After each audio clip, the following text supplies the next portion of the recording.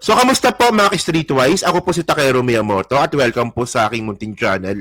So, mga kababayan, okay, tuloy na po talaga, actually, ongoing na nga yung investigasyon ng executive branch, no? Dito nga po sa Prime Water.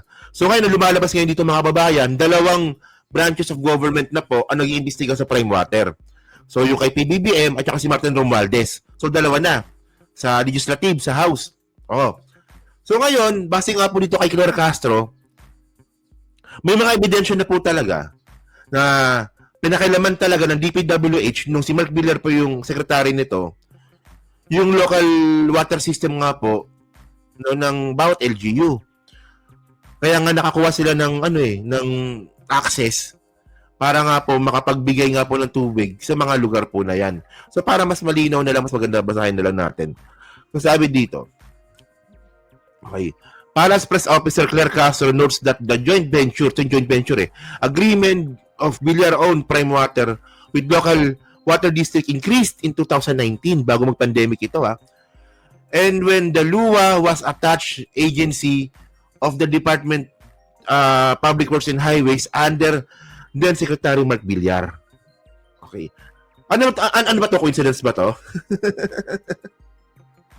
Na dumami yung joint venture ng mga Villar kung kailan ng Prime Water, I mean, nung kailang DPWH nga po itong si Mark Villar.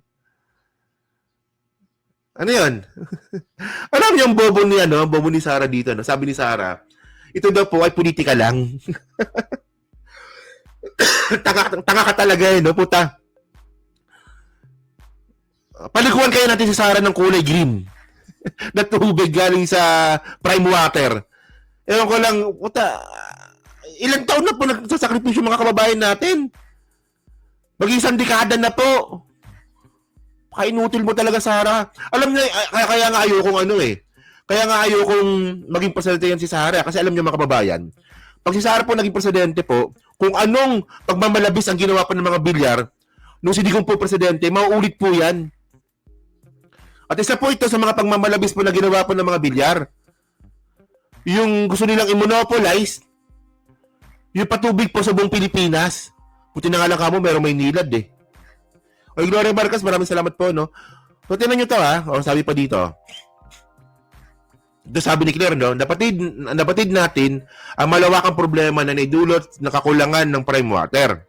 Mas dumamin ang mga joint venture agreement ng Prime Water noong taong 2019, panahon ng nakaraang administrasyon at noong may attach ito sa DPWH na noon ay pinamumunuan ni Secretary Mark Villar. Sabi ni Claire Castro po yan. Okay. So, mas maganda dito, may video dito Panoorin natin yung video dito. Dito sa pagpapaimbestiga ng Prime Waters, tandaan po natin, marami na po na mga kababayan natin, ang customers po ng Prime Water, na siyang umiiyak. Hindi po ito bago. Kaya po nakakapagtaka kung bakit hindi ito nasolusyonan sa nakaraang administrasyon. Well, anyway, namayagpag naman po ang Prime Waters noong taong 2018 sa panahon po ni dating Pangulong Duterte. Kapatid natin ang malawakang problema na naidulot ng kakulangan ng Prime Water. Mas dumami ang mga joint venture agreements ng Prime Water taong 2019, panahon na nakaraang administrasyon at numai-attach ito sa DPWH na noon ay pinamumunuan ni Secretary Mark Villar. So ngayon ito kung lilinawin po natin, sinabi nga po dito ni Claire Castro, nung nai-attach ito sa DPWH. So, ibig sabihin nun, dati po, hindi po sa DPWH po yung mga luwan na yan. Di ba? You get my point? Di ba? Kasi sabi ni Claire Castro mas lalong lumaki nga po yung sakop ng Prime Water nung nai-attach ito sa DPWH. Ibig sabihin nun, dati, hindi siya sa DPWH. So, saan siya dati? Dati po kasi sa DOH po dati yan. Tignan nyo ito So ito Executive Order number 62. Ito Malacanang ito Malacanang. transferring the Water Utilities Administration, o di ba, from the Department of Health to the Department Works and Highways, DPWH. Tingnan niyo kung gaano kababuyan ito mga kababayan Ito dokumento to Executive Order number 62. Oh. Dati pala, yung luwa ng mga kababayan, no? Ang may hawak pala nito dati, DOH. So bakit DOH? Para masigurado po na malinis po yung tubig na napupunta sa mga tao. Oh. Ngayon ano nangyari? Oh. Whereas Presidential Decree number 198 as amended established LUA which is currently attached to the Department of Health by the virtue Executive Order EO number 738 in 2008, di ba? Okay? There is need for concerted and well-coordinated effort in formulating policies as well as planning and implementing programs and projects of the water sector. So bakit nilipat po yung LUA sa DPWH?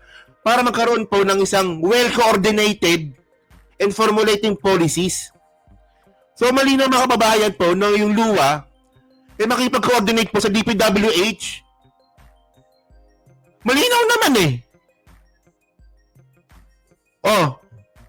Ngayon sasabihin ni Mark Villar na wala siyang kinalaman dito. Nakarekta sa'yo yung LUA Pakasinungaling mo Inutil ka na nga, sinungaling ka pa. Oh. Paano mo tatanggi ito? Na nakarekta po talaga yung LUA sa DPWH noong panahon mo. Inabuso mo itong inabuso ninyo yung EO number 62.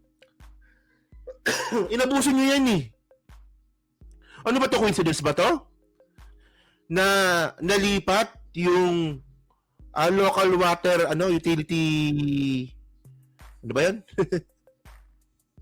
LUA. Oh, ano ba sabihin ng LUA? Oh, Local Water Utilities Administration. Oh. Ano ba to? Coincidence ba to? Na from DOH nilipat po sa DPWH yung Local Water Utilities Administration. Tapos coincidence din pala na si Mark Villar po yung DPWH nun. At coincidence din pala na si Mark Villar ang nagmamay-ari ng Prime Water. Puta na napakalupit na coincidence din no? O di ba? So sabi pa dito. Okay, ito malupit. Oh. Whereas, DPWH is mandated to ensure that the planning, design, construction, and maintenance of infrastructure facilities such as national highways, flood control, and water resource development systems are in accordance with the highest level of safety and efficiency and in line of the overall national development objectives. O, di ba? Malinaw to No, na mandato rin pala na binigay din po ng EO number 62 na to na ang DPWH po, no? Ang, di ba, what you call this? Ang gagawa po ng planning, design, construction, and maintenance ng patubig. Ay, grabe to mga kababayan. Malinaw ba yung Malinaw ba? Press 1 ako malinaw kung paano tayo binaboy ng na to? Ng EO number 62 na to? Na inabuso nga po ni Duterte at ni Villar? Alam nyo, medyo Okay, press 1 na, malinaw ba? Kasi parang, paano ba natin explain to? Kaya pala, iniisip ko talaga dati bakit si Villar yung kinuwang DPWH nga ni Duterte ng panahon na yun, nag-iisip talaga ako, ba? Ang naisip ko lang talaga na syempre, kalsada, pwede nilang ilapit yung kalsada sa mga mga subdivision ni Villar para mas tumaas yung value. Ayun ang naisip ko. Pero ang malupit dito mga kababayan, di ba? DPWH is mandated to ensure that the planning, design, construction, and maintenance of infrastructure facilities such as, ito nakalagay dito, water resource development systems ay sa DPWH din. So ano bang hindi maganda dito? Kasi po yung plano pati pag-construct sa pagpaplano mga kababayan, doon pa lang sasabit na po si Bilyar dito. Kasi for example, papatay tayo ng kalsada dito. Plano natin ganito. Kunin natin prime water. Nakuha niyo yung point kasi pati pala pagpaplano ng kalsada, syempre pag yung kalsada pagplanuhan mo diyan, kasama po diyan water system kasama diyan. Hindi mo pwedeng ilayo yan. Dadaan po talaga yung water system sa kalsada. So preplanuhan. Daddy, gagawin si Mark Villar, no? Meron gagawin kalsada po dito. Baka gusto nyong ipasok yung prime water natin. Di ba? So, meron direct access yung mga Villar sa DPWH nyo. Kasi nga si Mark Villar yung secretary. May direct access po yung mga Villar na nagkataon din. Ano ba? Nagkataon ba yon? Na sila rin mismo ay may pagmamay-ari ng water system ng prime water. At least you get the point na medyo nahihirapan lang ako explain. Pero at least you get the conspiracy na ginawa nga po ng Villar, DPWH, tsaka ng mga Duterte. So kaya, ano ba, coincidence din ba yun? Na noong panahon ni Mark Villar, dumami po yung joint ventures ng prime water. Ay, Diyos ko. Grabing pabababo ito. At ngayon, gusto pa ng mga Duterte, gusto pa ng mga DDS, na si Sara po maging presidente. Babalik po tayo sa ganito. Oo ba, ulit po ito ulit. So syempre mga streetwise no, mangyayari dito, sasagot si Mark Villar. Sabi ni Mark Villar, no? Mark Villar denies influence in prime water deals with DPWH chief. So sabi ni Mark Villar, never kong inimpluwensyahan yung prime water sa DPWH nung ako yung chief. Samantalang yung pagpaplano, sa DPWH po nangyayari. Niniwala kayo doon? Sabi dito ni Mark Villar, no? During my tenure as Secretary of Public Works, I did not participate in any capacity whatsoever in any transactions or potential transactions between Prime Water and any of its partner districts, he added. Di ba? So, alam nyo, no, ang tawag dito, napaka-generic nung sagot ni ni Mark Villar, no? Simba-simba muna. Diba? So, actually, napaka-generic po nito. Ito yung sumagot ka nang wala kang sinagot. So, ang tanong dito, totoo ba na yung pagpaplano po ng pagpapagawa ng water system at kalsada magkasama sa DPWH? Dapat yun naman sinasagot Nung sininamin po ng tao na pwede naman po maging DPWH secretary noon, si Mark Villar pa talaga na may pagmamay-ari ng prime water. Tama nga, ito nga tawag dyan may conflict of interest. Well, mga kababayan, tayo naman, hindi naman tayo talaga hater ng mga Villar. No? Okay na sana yan Kung gusto ninyo na kayo na magbigay po ng patubig sa buong Pilipinas, walang problema yan. Kung maganda yung serbisyo ninyo. Di ba? Kasi ang problema kasi dito mga kababayan, kung gaano kapangit itong si Cynthia Villar, ganoon po kapangit din po yung serbisyo po nila. Hello po, Tatay Jax, no? Si Tatay Jax po, no? Kakampi po natin yan, no? So, hindi pa po nakaka-follow kay Tatay Jax Words, no? Pa-follow nyo lang po siya, no? Andiyan po siya ngayon, okay. Respeto natin yan, di ba? So, yun. Ayun ang pangit dito, mga ka-streetwise, no? Wala namang problema. Sige, Villar. Lahat, Villar. Kuryente, tubig, okay lang yan. Kung maganda serbisyo, tsaka kung may hustisya naman pa paniningil. Alam nyo nangyari pa sa prime water? Bulok na nga yung serbisyo, ang mahal pa maningil.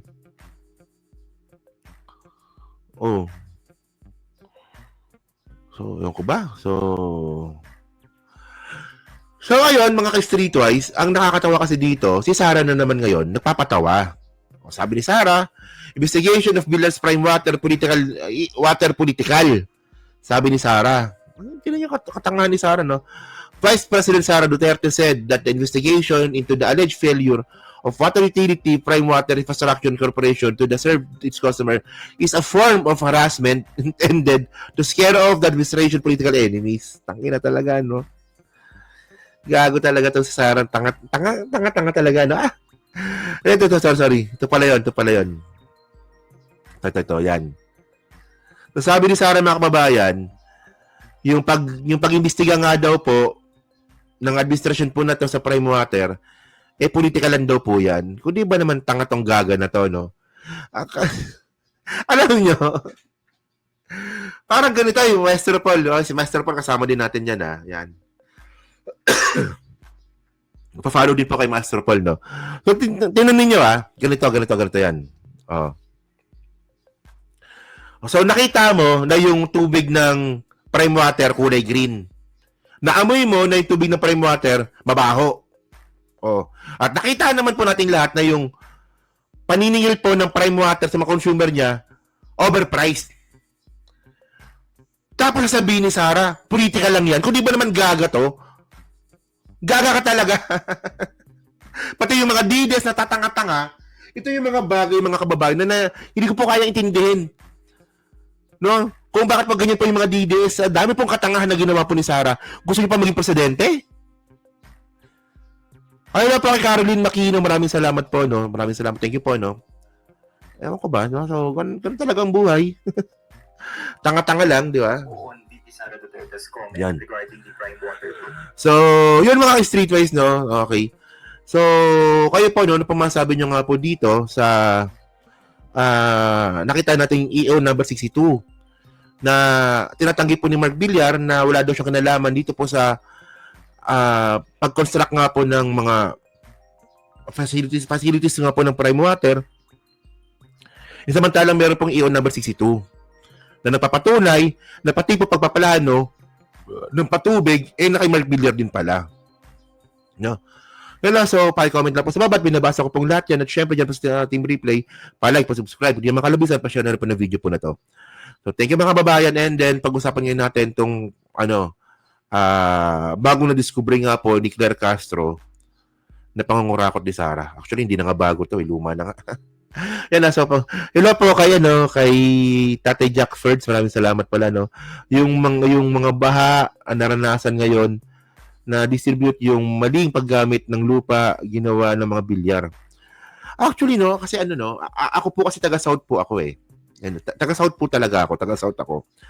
So, yung LRT po talaga napakalaking bagay po sa amin 'yan. No? Yung LRT sa hindi po nakakaalam, no, yung LRT po ngayon hanggang Sukat na po 'yan. From EDSA to Sukat na. Grabe. Ang haba niyan. Dati nung nag-aaral pa lang ako noon sa Fayati noon, Baclaran to Baclaran to Monumento lang 'yan. Pero ngayon from Sukat to EDSA na. EDSA, hindi ko alam kung anong lugar sa EDSA 'yun. Ang haba niya na. So, yung papunta na siyang North EDSA eh. Ang haba niya na. Dapat mga kababayan, dumiretso na po yan hanggang Bacoor. O, yung LRT po na yan. Ang problema nga po, itong bilyar nga po, may epal. Ganyan po kabawi itong mga bilyar na to. Tandaan nyo marami pong estudyante po ang taga Cavite. Marami pong mga nagtatrabaho galing Cavite papuntang Maynila. Napakalaking bagay po talaga na merong trend papunta na po Maynila from Bacoor. So alam niyo kung sino pumigil diyan? Bilyar.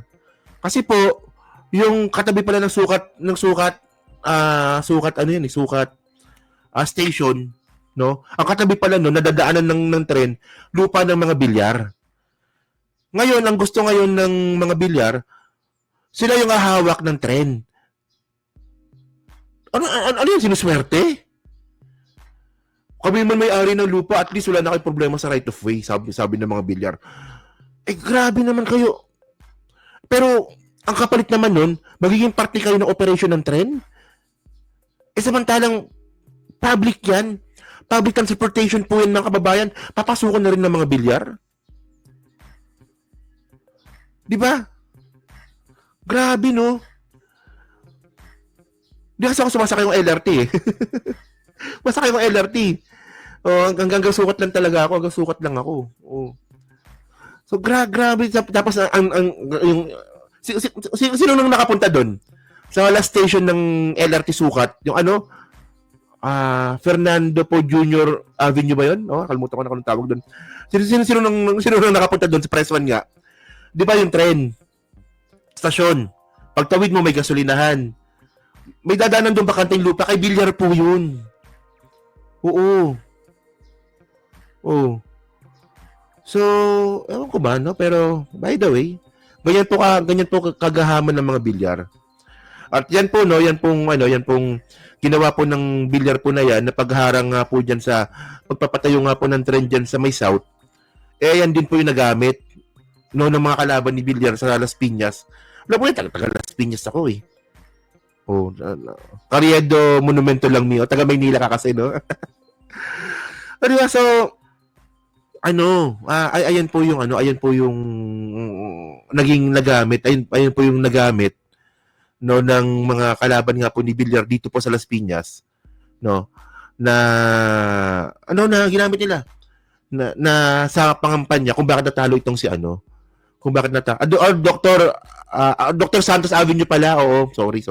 Dr. Fernando Po Jr. tuloy. Fernando Po Jr. pala sa kabila pala yon, no. Ito pala, Dr. Santos Avenue nga pala yon, no, yung sa sukat, no. So, kaya yun nga po yung dahilan. Kung isa sa mga dahilan kung bakit nga po natalo si Cynthia Villar dito po sa Las Piñas. Sabi nga sa akin ng mga tropa ko no, na hindi ka ba natakot? Tinitira mo mga bilyar? Okay lang. National naman pinag-uusapan natin dito eh. Di ba national naman eh, hindi naman local eh.